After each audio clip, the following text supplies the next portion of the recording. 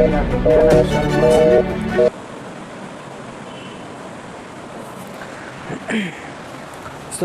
बहुत नमस्कार, स्वागत है आपका मेरे यूट्यूब चैनल ऑफिशियल में। सबसे पहले तो मैं आप सबसे क्षमा चाहता हूं कि मैं आप लोगों को रोज़ वीडियो प्रोवाइड नहीं करा पाता हूं, क्योंकि मेरी भी क्लासेस चल रही हैं और हाल ही में एग्ज़ाम होने वाला है। जैसे ही मेरा एग्ज़ाम ख़त्म हो जाता है, मैं आपको परमानेंट जो है वीडियो प्रोवाइड कराता रहूँगा। तो मैंने पिछली क्लास में बताया था कॉन्ट्रैक्ट की कुछ बेसिक बातें, और सेकेंड पार्ट में बताया था प्रपोजल। और आज जो है थर्ड क्लास है, इसमें हम लोग समझेंगे एक्सेप्टेंस के बारे में। अगली क्लास में हमने प्रपोजल के कुछ एलिमेंट्स देख लिए थे, और इस क्लास में हम लोग एक्सेप्टेंस के कुछ एलिमेंट देखेंगे। तो बिना देरी करते हुए देख लेते हैं। सबसे पहला जो एलिमेंट होता है वो होता है स्वीकृति पूर्ण एवं शर्तहीन होनी चाहिए। Acceptance must B absolute and unqualified. मतलब ये कि अगर जिस तरह से प्रपोजल दिया गया है उसी तरह से एक्सेप्टेंस भी होना चाहिए। अगर एक पर्सन ने फ्री कंसेंट से आपको प्रपोजल दिया है तो फ्री कंसेंट से आपका एक्सेप्टेंस भी होना चाहिए। अगर उसने प्रभावहीन कर दिया, शर्तहीन कर दिया, तो वो जो प्रपोजल होगा वो व्यर्थ हो जाएगा, नष्ट हो जाएगा और वैलिड कॉन्ट्रैक्ट नहीं बनेगा। मान लीजिए तो ये मिस्टर ए है और ये मिस्टर बी है। ये मिस्टर बी है। मिस्टर ए ने मिस्टर बी को ऑफ़र किया कि मैं तुमको 50,000 रुपये में अपनी कार बेचूंगा, ये बेचना चाहता हूँ। लेकिन तभी मिस्टर बी ने कहा कि नहीं, मैं आपकी कार 50,000 रुपये के बदले 40,000 रुपये की खरीदूंगा। तो इन्होंने तो फ्री कंसेंट से दिया था मिस्टर बी को प्रपोजल कि मैं अपनी कार तुमको 50,000 रुपये में सेल करूंगा। लेकिन तभी मिस्टर बी ने उप प्रस्ताव दे दिया। तो इनका जो पहला वाला प्रपोजल था वो नष्ट हो गया, ख़त्म हो गया, और इन्होंने बी प्रस्ताव, उल्टा प्रस्ताव दे दिया, उप प्रस्ताव दे दिया। तो ये जो कॉन्ट्रैक्ट होगा वो स्वीकृति पूर्ण एवं शर्तहीन हो गई। तो ये वैलिड कॉन्ट्रैक्ट नहीं बनेगा। और पूरे अगर देखा जाए तो पूरे वर्ल्ड में, पूरे देश, पूरे आर्यवर्त में ज़्यादातर लोग ऐसे ही डीलिंग करते हैं। अगर कार खरीदना हुआ, मकान खरीदना हुआ, तो अगर कोई मिस्टर ए मिस्टर बी का मकान खरीदता है तो बी अगर कोई मूल्य बताता है, अगर मान लीजिए कोई इन्होंने मिस्टर ए ने मिस्टर बी से पूछा कि क्या आप अपना मकान बेचेंगे, तो मिस्टर बी ने तो मकान बेचने की कीमत बता दी 50 लाख रुपए। ठीक है, कितना हो गया भाई?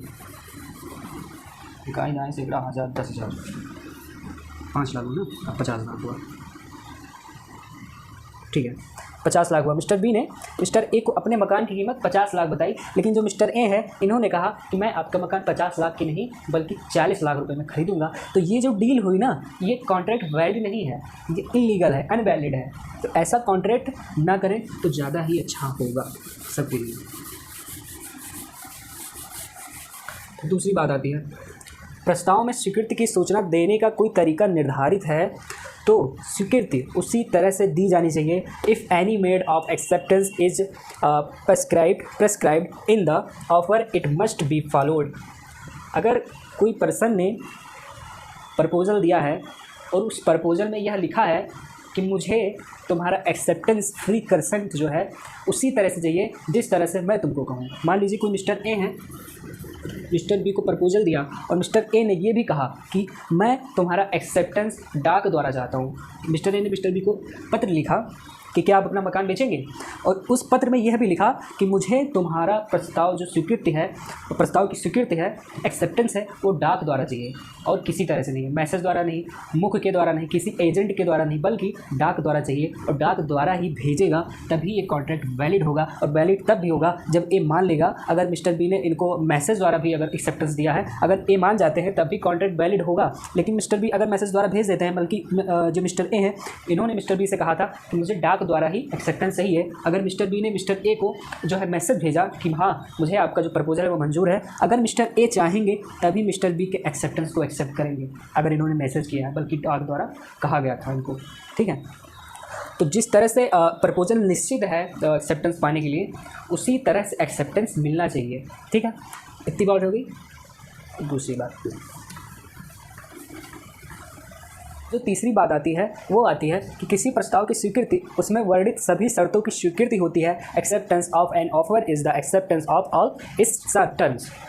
मतलब ये कि जब आप शोरूम में जाते हैं मोटरसाइकिल ख़रीदने या फिर कार ख़रीदने, तो उसमें कई सारे दस्तावेज़ होते हैं जिस पे आपको हस्ताक्षर करने होते हैं। इसका मतलब ये हुआ कि उसमें जो सारी शर्तें लिखी होती हैं आप उससे सहमत हैं, आप पढ़ते नहीं लेकिन आप हस्ताक्षर कर देते हैं, इसका मतलब आप कंपनी में बाध्य हो गए। इसमें एक केस आता है Parker versus south railway company, 1877 में हुआ था ये। जो ये पार्कर थे, ये पार्कर हैं, इन्होंने अपना कीमती सामान जो है 10 पाउंड से अधिक था, उन्होंने साउथ रेलवे कंपनी में जमा करा दिया था। साउथ रेलवे, ये जो मिस्टर पार्कर हैं, इन्होंने अपनी जो है एक कीमती वस्तु जो थी वो 10 पाउंड से अधिक थी, इन्होंने साउथ रेलवे कंपनी में जमा करा दिया। तो साउथ रेलवे कंपनी ने इनको एक दस्तावेज़ दिया मिस्टर पार्कर को, जिसमें लिखा था कि अगर आपकी वस्तु 10 पाउंड से अधिक है तो कंपनी की कोई जिम्मेदारी नहीं होगी। और मिस्टर पार्कर ने इनके दस्तावेज़ को नहीं पढ़ा और उस पर हस्ताक्षर कर दिए। बाद में साउथ रेलवे कंपनी से जो इनका जो सामान था वो गायब हो गया। बाद में मिस्टर पार्कर ने रेलवे कंपनी पर मुकदमा दायर किया, लेकिन बाद में कोर्ट ने कहा कि अगर आपने दस्तावेज पर अगर आपने हस्ताक्षर कर दिया है तो आप बाध्य हैं कंपनी के प्रति और कंपनी कोई जिम्मेदारी नहीं लेगी। ठीक है, इतनी बात समझ में आ गई। अब चौथी बात आती है कि स्वीकृति की सूचना केवल स्वीकर्ता या उसके अभिकर्ता द्वारा ही दी जानी चाहिए। Communication of acceptance must be only be acceptor और बाय हिज एजेंट। मतलब ये कि स्वीकृति उसी द्वारा दी जानी चाहिए जो कॉन्ट्रैक्ट के अंडर में हो। मान लीजिए इसमें एक केस था पावेल वर्सेस ली। इसमें जो पावेल थे वो एक स्कूल के प्रधान अध्यापक के लिए एक प्रस्तावक थे, एक आवेदनकर्ता थे, जिसमें प्रबंधक समिति ने जो है पावेल को इंटरव्यू के लिए बुलाया और बाद में जो वह समिति थी उन्होंने कहा कि अगर आपको जो है एक्सेप्ट किया जाएगा, आपको प्रधानाध्यापक की नियुक्ति के लिए एक्सेप्ट किया जाएगा तो आपको एक नोटिस दी जाएगी। तो ये पावेल हैं और ये एक समिति है जिसका नाम ली है। पावेल एक प्रधान अध्यापक के लिए आवेदन करता थे और ली एक समिति थी, प्रबंधक समिति, जो नियुक्ति करती है प्रधानाध्यापक को। और पावेल का जो है इस समिति ने जो है नियुक्ति कर लिया था, लेकिन ली द्वारा कोई नोटिस नहीं दी गई थी पावेल को। लेकिन उसी समिति का एक एजेंट था जो कि कॉन्ट्रैक्ट के बहुत ही बाहर था, वो कॉन्ट्रैक्ट के अंडर में नहीं था। उस एजेंट ने किसी अदर पर्सन ने, मान लीजिए कोई अदर सी पर्सन है, उसने पावेल को ये नोटिस दिया अपने मुख से, अपने द्वारा, कि आपकी जो है नियुक्ति कर ली गई है, लेकिन ये जो समिति है इसके द्वारा पावेल को कोई नोटिस नहीं दी गई थी। बाद में ली ने, जो एक समिति है, उसने पावेल के नियुक्ति को रद्द कर दिया। बाद में पावेल ने ली के खिलाफ मुकदमा दायर किया संविदा भंग करने के लिए। और जो कोर्ट थी उसने फैसला सुनाया कि अगर ली ने कॉन्ट्रैक्ट किया है तो ली ही अगर आपको कोई जो नोटिस होगा वो देगा, तभी आपका जो कॉन्ट्रैक्ट है वो वैलिड माना जाएगा। लेकिन अब तक आपको कोई भी नोटिस नहीं मिली है, मतलब आपको कोई भी एक्सेप्टेंस नहीं मिला है, तो ये कॉन्ट्रैक्ट था ही नहीं।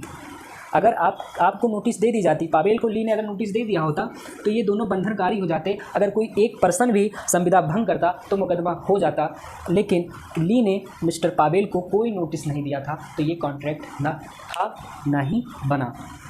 ठीक है,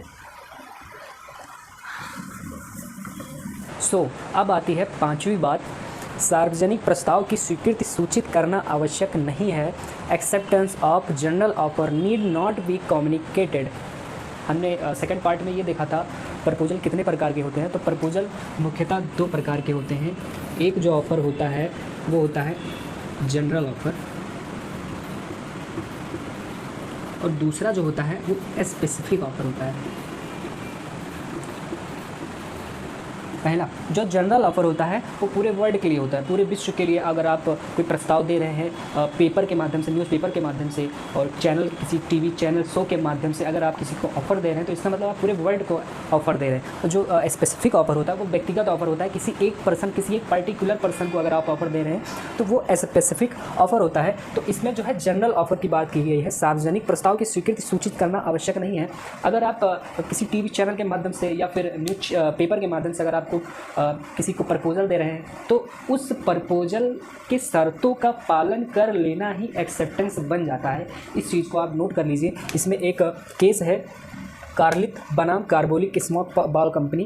कार्बोलिक स्मोक बॉल कंपनी जो है एक दवाई का निर्माण करती है, जो दवाई जो जितने भी इन्फ्लुएंजा रोगी थे उनके लिए एक दवाई का निर्माण करती है, और यह प्रपोजल देती है पूरे वर्ल्ड को, जनरल ऑफर निकालती है कि अगर मेरे दवाई का नियमानुसार सेवन करने से अगर कोई भी इन्फ्लुएंजा के रोग से ग्रसित रह जाता है तो उसे 100 पाउंड देने का इरादा रखता है, या फिर सूचना देता है कि मैं उसको 100 पाउंड दूंगा। तो जो कार्लित है वो एक महिला है, इन्होंने इनकी कंपनी की जो दवाई थी इन्फ्लुएंजा की, वो दवाई इन्होंने नियमानुसार पालन करके सेवन किया, फिर भी ये इन्फ्लुएंजा के रोग से ग्रसित रहीं, तो इनकी जो लाइबिलिटी है, इनका जो अधिकार है वो कार्बोलिक स्मोक बॉल कंपनी से 100 पाउंड लेने का अधिकार रखती हैं, क्योंकि इनके जो प्रपोजल इन्होंने दिया था तो वो यह था कि अगर मेरे दवाई का नियमानुसार कोई पालन करता है फिर भी इन्फ्लुएंजा के रोग से ग्रसित रह जाता है तो मैं उसे 100 पाउंड दूंगा। तो कार्लित ने तो इनका जो प्रपोजल था नियमानुसार पालन करने का, इन्होंने नियमानुसार पालन किया, फिर भी यह इन्फ्लुएंजा के रोग से ग्रसित रही। तो कोर्ट ने ये कहा कि अगर कोई भी सार्वजनिक प्रस्ताव है, जनरल ऑफर है, तो उसके शर्तों का नियमानुसार पालन करना ही एक्सेप्टेंस बन जाता है। ये कोर्ट का स्टेटमेंट था। ठीक, अब छठी बात फिर छठी बात आती है मानसिक स्वीकृति नहीं होती। Mental acceptance is no acceptance, मतलब ये कि जो प्रस्तावक होता है, जो ऑफरर होता है, ऑफरी द्वारा ऑफरर को एक्सेप्टेंस दे दी जानी चाहिए। अगर ऑफरी ने ऑफरर को एक्सेप्टेंस नहीं दिया है और ऑफरर ये समझ ले कि ऑफरी ने एक्सेप्टेंस दे दिया है, अपने मन में ही जान ले, तो वो वैलिड कॉन्ट्रैक्ट नहीं होता है। इसमें एक केस था फेल्ट हाउस वर्सेस बिंडले। इसमें एक मिस्टर ए होते हैं, इन्होंने ऑफ़र दिया था मिस्टर बी को कि यदि आप अपना घोड़ा बेचने के लिए तैयार हैं और 7 दिन के अंदर अगर आपने कोई उत्तर नहीं दिया तो मैं समझूंगा कि आप अपना घोड़ा मुझे बेचना चाहते हैं या बेच देंगे। लेकिन मिस्टर बी ने मिस्टर ए को कोई नोटिफिकेशन नहीं दिया, बल्कि बी ने अपने एक एजेंट को, जिसका नाम सी है, उसको यह सूचना दी कि वह यह घोड़ा ना बेचे। ठीक है, मिस्टर ए ने मिस्टर बी को यह ऑफ़र दिया था कि यदि आपने 7 दिन के अंदर सहमति नहीं दी तो मैं यह समझूंगा कि आपने मुझे अपना घोड़ा बेच दिया है। लेकिन बी ने कोई नोटिफिकेशन ए को नहीं दिया, बल्कि सी को नोटिफिकेशन दिया, जो बी का एजेंट था, जो घोड़ा बेचता था, नीलाम करता था। सी ने वह घोड़ा बेच दिया और ए ने यह समझा था कि बी मुझे अपना घोड़ा बेच देगा, बल्कि मिस्टर बी ने कोई भी एक्सेप्टेंस का नोटिफिकेशन नहीं दिया था। और मिस्टर ए को जब यह बात पता चली मिस्टर बी ने अपना घोड़ा बेच दिया है, तो मिस्टर ए ने संविदा भंग करने के उद्देश्य से मिस्टर बी के ऊपर मुकदमा दायर किया। तब कोर्ट ने कहा कि जब तक ऑफरी के द्वारा कोई भी एक्सेप्टेंस का नोटिफिकेशन ऑफर को नहीं दिया जाएगा, वो अगर अपने मन में ही जान लेता है कि एक्सेप्टेंस मिल गया है, तब तक यह वैलिड कॉन्ट्रैक्ट नहीं होगा। तो आज के लिए बस इतना ही, तब तक के लिए जय श्री राम, राधे राधे, मिलते हैं अगली क्लास।